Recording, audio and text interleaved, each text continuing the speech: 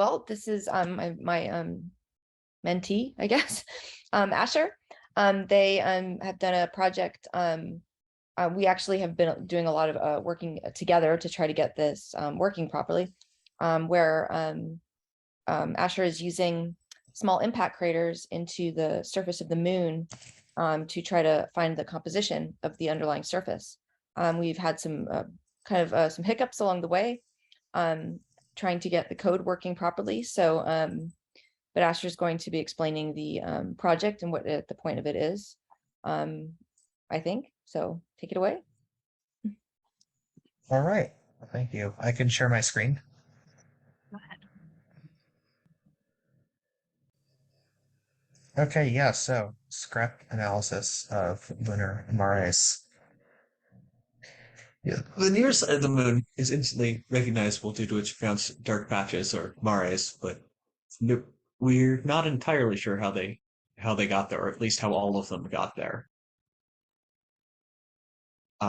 The best one view is that it's based on basaltic melt ascending from a mantle region below an impact basin, but that's dependent on the composition of the crust. When it's impacted with sufficient force, magma will ascend to the surface and spill outwards. But Mares Frigoris and Tranquillitatis are different. Frigoris is certainly low, but it's not a basin.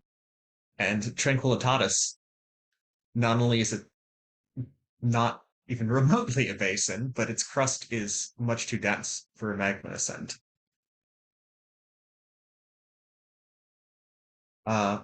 Yeah, so to fully understand these, we'll need to know what's going on beneath the surface in the older layers of basalt. So the SCRET method, or small crater rim and ejecta probing, is a method that can determine the composition of the deep basalts.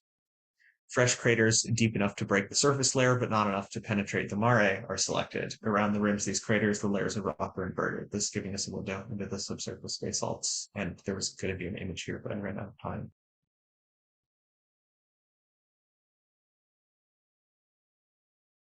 So yeah, that's my presentation. Thanks, Asher. I'll give a round of applause for Asher. And I do believe this work might continue given some coding hiccups and other unforeseen challenges, which we all experience as scientists, but you persevered and we're really proud of everything you accomplished this summer.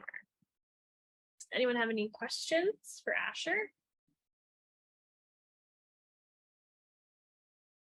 Lynn asked if you have any next steps. What's the next step in the work?